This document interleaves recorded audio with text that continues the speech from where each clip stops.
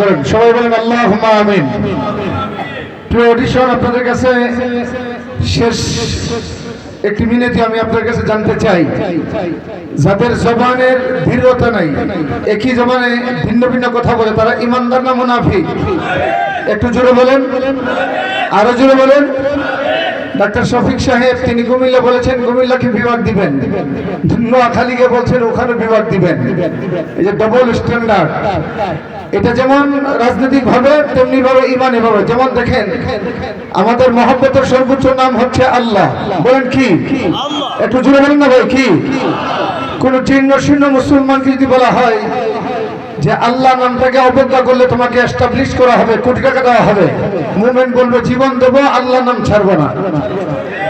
কথা বলেন না, ঠিক কিনা বলেন? এটা বলবে কিনা? যদি মুমিন হয় বলবে কিনা বলেন?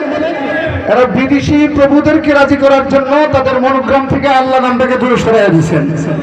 তারা ইসলাম কায়েম করতে চায় না, তারা ভারতাবাদী করতে চায়। পরিষ্কার কথা, বাংলাদেশে মওদুদি মার্কা ইসলাম চলবে না, বাংলাদেশে চলবে আল্লাহ প্রদত্ত ইসলাম, মদিনা মার্কা ইসলাম। রাজি আছেন তো ইনশাআল্লাহ? সবাই রাজি আছেন তো ইনশাআল্লাহ? আরেকটি কথা শুনেন, বাংলাদেশে ইসলামী রাজনীতির যিনি প্রবর্তক, ইসলামের রাজনীতির যিনি অনুমোদন দিয়েছেন, তিনি শহীদ প্রেসিডেন্ট জিয়াউর রহমান সাহেব। আল্লাহ এই দলকে সকল ষড়যন্ত্র থেকে হেফাজত করুন। বলেন আল্লাহুম্মা আমিন। এখন সভাপতির বক্তব্য পেশ করবেন